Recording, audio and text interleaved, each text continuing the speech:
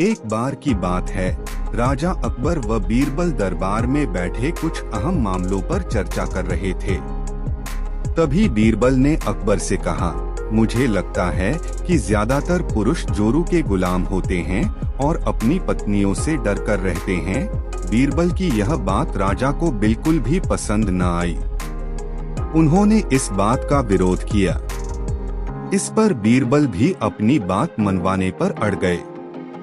उन्होंने राजा से कहा कि वे अपनी बात को सिद्ध कर सकते हैं, मगर इसके लिए राजा को प्रजा के बीच एक आदेश जारी करवाना होगा।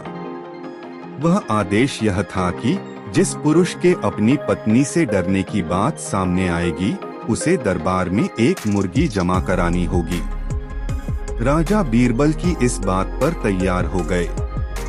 अगले ही दिन प्रजा के बीच आदेश कराया गया कि अगर यह बात सिद्ध हो जाती है कि कोई पुरुष अपनी पत्नी से डरता है, तो उसे दरबार में आकर बीरबल के पास एक मुर्गी जमा करवानी होगी।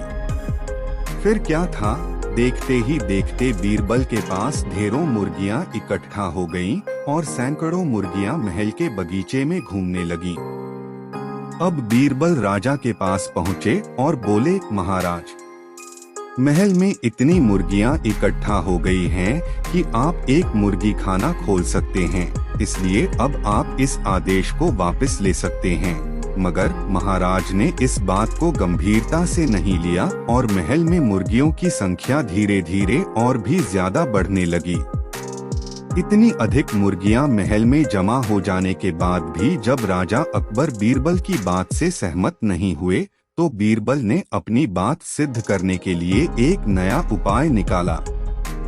एक दिन बीरबल राजा के पास गए और बोले, महाराज, मैंने सुना है कि पड़ोस के राज्य में एक बहुत ही खूबसूरत राजकुमारी रहती है। अगर आप चाहें तो क्या मैं आपका रिश्ता वहां पक्का कर आऊं? यह सुनते ही राजा चौंक उठे और बोले, बीरबल, तुम ये कैसी बातें कर रहे हो? महल में पहले से ही 2 महारानियां मौजूद हैं। अगर उन्हें इस बात की भनक भी लगी तो मेरी खैर नहीं होगी। यह सुनकर बीरबल ने तपाक से जवाब दिया, चलिए महाराज, फिर तो आप भी मेरे पास 2 मुर्गियां जमा करा ही दीजिए। राजा बीरबल का ऐसा जवाब सुनकर शर्मा गए और उन्होंने अपना आदेश उसी वक्त वापस ले लिया।